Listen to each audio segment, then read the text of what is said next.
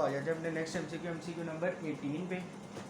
The opening inventory for a business was ₹108,000। Opening inventory आ गई 108। The closing inventory was ₹144। Inventory turnover for the year was 10 times. Inventory turnover उसने कितना दिया 10 times. The gross margin was 30%। Gross margin mean sales, sales हमारी क्या है 100, तो हमारी इक्वेशन क्या बनेगी 70 + 30 = 100। Whatever the sales for the year. अब हमने क्या बताना है उसे सेल्स बतानी है। अब हम यहाँ पे अपना एक फॉर्मूला यूज़ कर सकते हैं इन्वेंट्री टर्नओवर का। फॉर्मूला क्या होता है cost of sales divided by average inventory.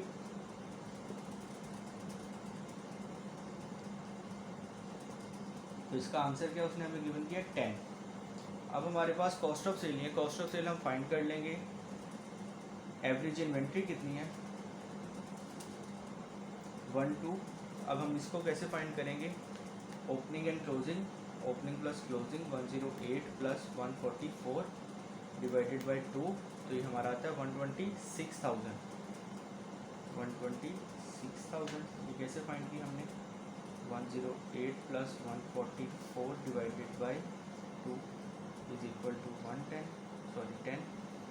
अब सिंपली क्या होगा ये 126 उधर मल्टीप्लाई हो जाएगा, तो हमारा कॉस्ट ऑफ सेल आ जाएगी कितनी आती है 126,000। ये हमारी क्या आ गई कॉस्ट ऑफ सेल्स। अब हम क्या करेंगे अपनी कॉस्ट ऑफ सेल से सेल्स फाइंड कर सकते हैं। कितनी है कॉस्ट ऑफ सेल 126,000। ये क्या है 70 डिवाइडेड बाय 70 इंटू 100 करेंगे तो हमारे पास सेल्स की अमाउंट आ जाती है 18,000,000। तो हमारा आंसर क्या आ गया यहाँ पे 18,000,000।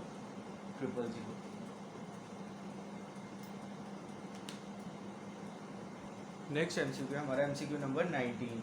Adeel limited has trade payables of ₹12,000 and bank overdraft of ₹3,000। Its current ratio is 2.5:1 and its quick ratio is 1.5:1. What is the value of its inventory? अब हमने उसे क्या बताना है इन्वेंट्री यानी कि स्टॉक की अमाउंट कितनी है। अब उसने हमें यहाँ पे करंट रेशो दी और क्विक रेशो। आपको पता है हमने अपनी इन्वेंट्री फाइंड करनी है यानी स्टॉक फाइंड करना है तो हम किस फार्मूले से कर सकते हैं क्विक रेशो के फार्मूले से कर सकते हैं। क्विक रेशो का फार्मूला क्या होता है current assets minus stock divided by current liabilities is equal to इसकी क्या अमाउंट आ रही है 1.5।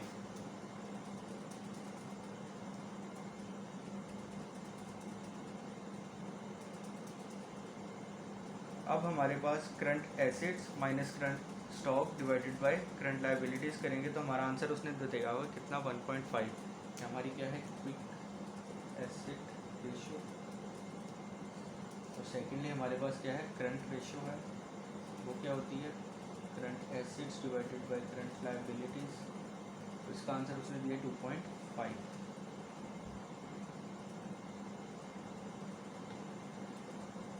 अब हमारे पास करंट एसेट्स की वैल्यू भी नहीं है और सेकेंडली स्टॉक की वैल्यू भी हमारे पास नहीं है, तो पहले हम अपने करंट एसेट्स की वैल्यू फाइंड कर लेते हैं। वो कैसे करेंगे करंट रेशियो के फॉर्मूले से कर लेते हैं। Current assets divided by liabilities कितनी है 15,000। कैसे है 12,000 + 3,000 तो ये है 15,000 इज इक्वल टू 2.5। तो यहाँ से हमारे करंट एसेट्स कितने आ जाते हैं 37500। 37500। अब इस करंट एसेट्स को हम अपने करंट रेशियो के फॉर्मूले में पुट कर लेते हैं तो ये आ गया 37500 माइनस स्टॉक हमने फाइंड करना है डिवाइडेड बाय करंट लायबिलिटीज़ कितनी है 15,000 इज इक्वल टू 1.5। तो अब इसको अगर हम सॉल्व कर लें तो हमारी स्टॉक की अमाउंट कितनी आती है 15,000। तो फिर हमारा आंसर क्या आ गया यहाँ पे 15,000 स्टॉक की वैल्यू आ गई। नेक्स्ट एमसीक्यू हमारा MCQ number 20। extract from statement of financial position of Turab Limited at 31st March 2019 are presented below. Loans due in more than 1 year, ये हमारा क्या आ जाएगा, फिर लॉन्ग टर्म लोन आ गया. 5% लोन नोट्स 24, ये भी हमारा लॉन्ग टर्म लोन आ गया. ऑर्डनरी शेयर्स आ गए, 6% रिडीमेबल प्रेफरेंस शेयर आ गए. रिटेन प्रॉफिट यानी retained earnings and revaluation surplus. The gearing ratio is to 1 decimal place. हमने गियरिंग रेशो फाइंड करनी है टू 1 डेसिमल प्लेस. अब गियरिंग रेशो का फॉर्मूला वैसे तो 2 होते हैं, लेकिन हम कौन सा यूज़ करते हैं, प्रेफरेबली कौन सा यूज़ करते हैं,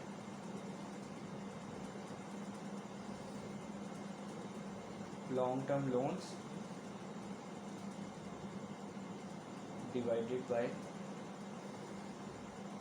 equity plus long term loans into 100. अब हमारे पास लॉन्ग टर्म लोन यहाँ पे कौन कौन से हैं. एक तो है फर्स्ट लोन ड्यू इन मोर देन 1 ईयर 32, उसके बाद 5% लोन नोट्स, और उसके बाद हमारा क्या है 6% रिडीमेबल प्रेफरेंस शेयर्स ₹1 पर ईच फुली पेड. तो ये हमारे पास क्या आ गए, डेट्स आ गई हमारी, क्योंकि रिडीमेबल है तो ये हमारी कहाँ पे आती है, लॉन्ग नॉन करंट लाइबिलिटीज़ में आती हैं रिडीमेबल प्रेफरेंस शेयर जो है हमारे. तो फिर यहाँ पे क्या आ गया, लॉन्ग टर्म लोन कितने आ गए, 32 प्लस 24 प्लस 16. अब इसको हम डिवाइड किससे करेंगे, इक्विटी. इक्विटी कितनी है हमारी 80 ऑर्डिनरी शेयर्स, उसके बाद प्लस 104 क्या आ गया, रिटेन प्रॉफिट्स, एंड इसमें ऐड हो जाएगा रिवैल्यूएशन सरप्लस 40, और उसके बाद प्लस क्या होंगे 32 प्लस 24 प्लस 16 इंटू 100. तो जब हम इसको सॉल्व कर लेते हैं तो हमारा आंसर आता है 24.3%. तो हमारा आंसर क्या आ गया यहाँ पे 24.3%. ये हमारी आ गई गियरिंग रेशो. नेक्स्ट MCQ 21, लेकिन ये सर ने इसको ख़त्म करवा दिया तो ये हम डिस्कस नहीं करेंगे. हम आ जाते हैं MCQ नंबर 22 पे. Liquid ratio is also known as. Liquid ratio को हम और क्या कहते हैं, अब आपको पता है इसका और नाम कौन कौन से होते हैं. एक तो क्विक रेशो होती है और सेकेंडली एसिड टेस्ट रेशो. तो हमारा आंसर यहाँ पे आ गया, answer option A 1 and 2, liquid ratio, quick ratio and acid test ratio. उसके बाद हम चलते हैं अपने नेक्स्ट MCQ पे, MCQ नंबर 23 पे.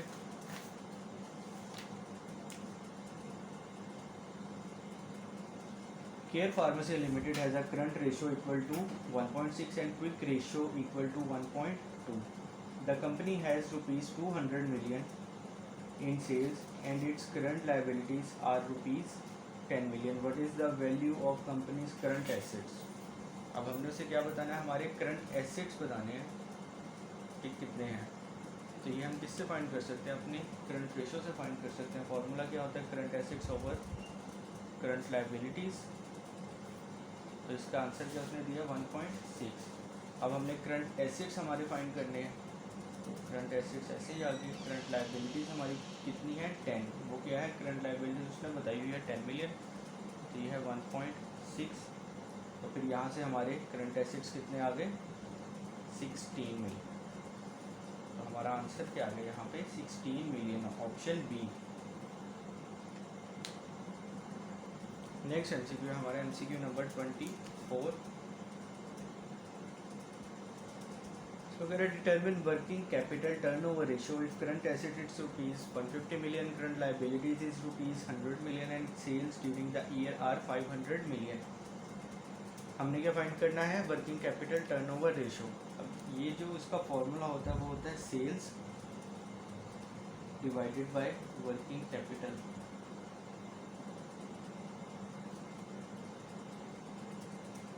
आपको पता है ये वर्किंग कैपिटल फिर किसके इक्वल होता है, current assets minus current liabilities.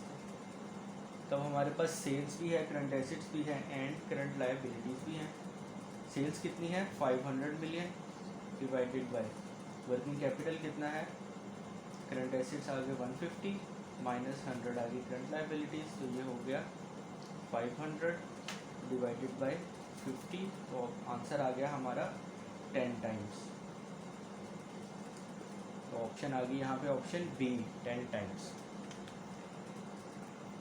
Next MCQ पे चलते हैं हम। अपना नेक्स्ट एमसीक्यू है एमसीक्यू नंबर 25।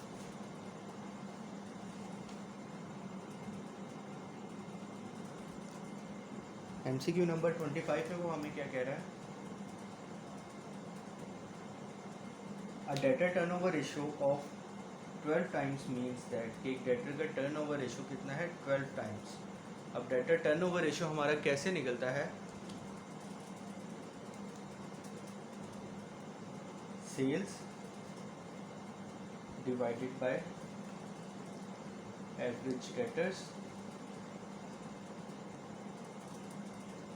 अब सपोज कर लेते हैं हम सेल्स हमारी थी 1.2 मिलियन और एवरेज डेटर थे 1 लाख, तो हमारा क्या आ गया 12 आ गया हमारा टर्नओवर।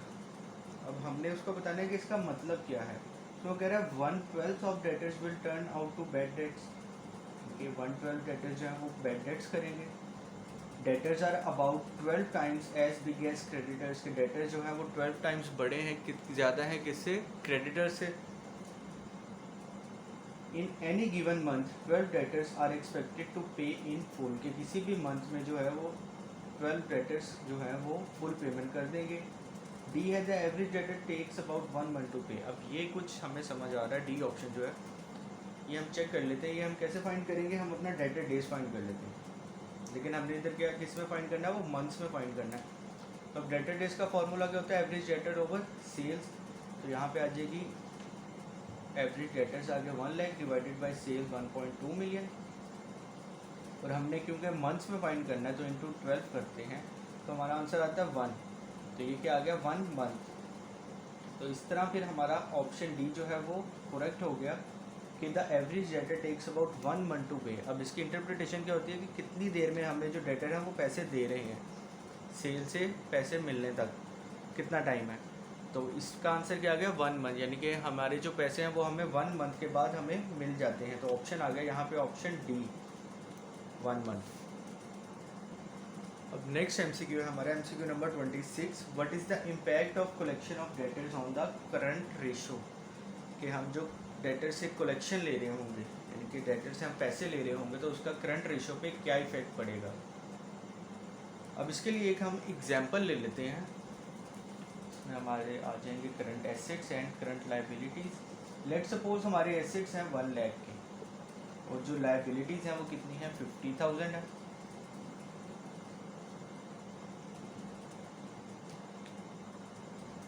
अब वो हमें क्या कह रहे हैं, तो यहाँ पे हमारी रेशियो हम देख लेते हैं कितनी आ रही है, 1 lakh divided by 50,000।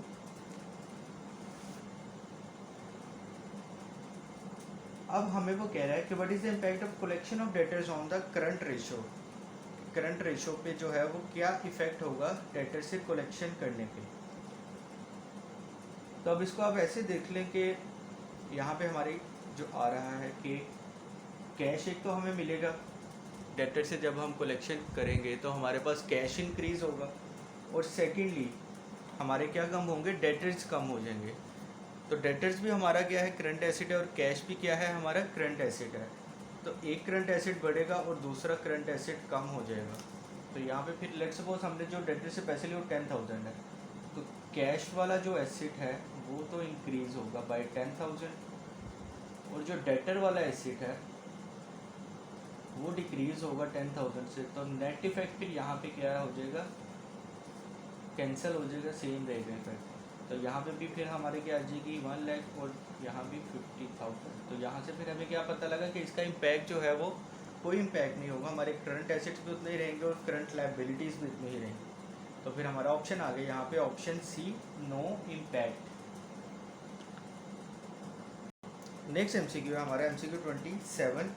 Which of the following is not included in the computation of acid test ratio, के इनमें से कौन सी चीज़ है जो हमारी एसिड टेस्ट रेशियो की कंप्यूटेशन इनके उसको कैलकुलेट करते हुए नहीं इंक्लूड करते हम। एसिड टेस्ट रेशो का आपको पता है फॉर्मूला क्या होता है, current acid minus stock over current liabilities, के स्टॉक माइनस होता है। अब ए है डेटर्स, डेटर्स जो है ये हमारा करंट एसिड्स में आता ही आता है। बी है कैश एट बैंक, ये भी हमारी करंट एसिड्स में आती ही आती हैं। सी है शॉर्ट टर्म इन्वेस्टमेंट, अब जो शॉर्ट टर्म इन्वेस्टमेंट है ये हमारी करंट लायबिलिटीज़ का पार्ट होती हैं और ये भी हमारा कंप्यूटेशन का पार्ट बनती हैं। डी है स्टॉक, अब आपको पता है करंट एसिड्स में से जो है, करंट एसिड्स में से स्टॉक जो है वो लेस हो जाता है, और ये जो बाकी उसने ऊपर बताया डेटर्स और कैश एट बैंक ये करंट एसिड्स में इंक्लूड ही रहता है, तो इसलिए ये तो पार्ट बनता है। और जो शॉर्ट टर्म इन्वेस्टमेंट है ये भी हमारी करंट लायबिलिटीज़ में रहती हैं, तो सिर्फ स्टॉक है जो हमारा लेस होके ख़त्म हो जाता है इस फॉर्मूले में से, तो फिर इसलिए हमारा ऑप्शन आ गया यहाँ पे ऑप्शन डी, स्टॉक।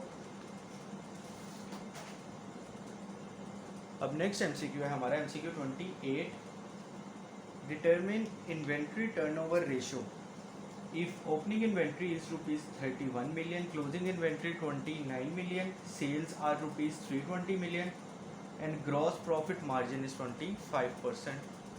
हमने क्या फाइंड करना है, इन्वेंट्री टर्नओवर रेशो फाइंड करनी है। अब इन्वेंट्री टर्नओवर रेशो का फॉर्मूला क्या होता है, cost of sales divided by average stock.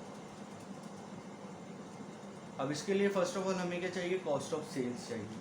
Cost of sales हमारे पास सेल्स गिवन है, हम सेल से अपनी कॉस्ट ऑफ सेल फाइंड कर लेंगे। सेल उसने कितने दी है, 320,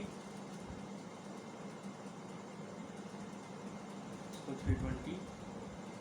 अब उसने आगे हमें बताया gross profit margin is 25%। Gross profit margin mean sale, इनके सेल कितनी है 100, तो हमारा यहाँ पे क्या इक्वेशन बनेगी, 75 प्लस 25 इज इक्वल टू 100। तो अब हमारे पास सेल्स आ गई, सेल्स क्या है हमारी 100 है, मल्टीप्लाई बाय 75 करेंगे तो हमारे पास क्या आ जाएगा, कॉस्ट ऑफ सेल वो क्या आती है हमारी 240। अब हमें चाहिए एवरेज स्टॉक, एवरेज स्टॉक हमारे पास ओपनिंग भी है क्लोजिंग भी है, तो ये आ जाएगा 30। कैसे आया, 31 प्लस 29, ओपनिंग क्लोजिंग को ऐड कर ले डिवाइडेड बाय 29, तो हमारे पास एवरेज स्टॉक आ गया। और फिर हमारे पास आंसर क्या आ गया, 8 टाइम्स। ऑप्शन यहाँ पे आ गई option B, 8 times. Next MCQ है हमारा MCQ number 29, debt equity ratio is a sub part of, debt equity ratio is a sub part of. अब डेट इक्विटी का क्या मतलब है, डेट कौन से होते हैं, लॉन्ग टर्म लोन्स आती है हमारी, डेट में क्या आता है लॉन्ग टर्म लोन, तो इसका सब पार्ट फिर यहाँ पे क्या हो सकता है, short term solvency ratios, long term solvency ratios, debtors, none of the above. तो फिर यहाँ पे हमारा आंसर क्या आ जाएगा, option B, long term solvency ratios, क्योंकि यहाँ पे हमारे डेट्स कौन से आते हैं, लॉन्ग टर्म लोन्स आ रहे होते हैं। तो फिर यहाँ पे आंसर आ गया हमारा option B, long term solvency ratios. यहाँ पे हमारा चैप्टर नंबर 11 एंड होता है। अल्लाह हाफिज़।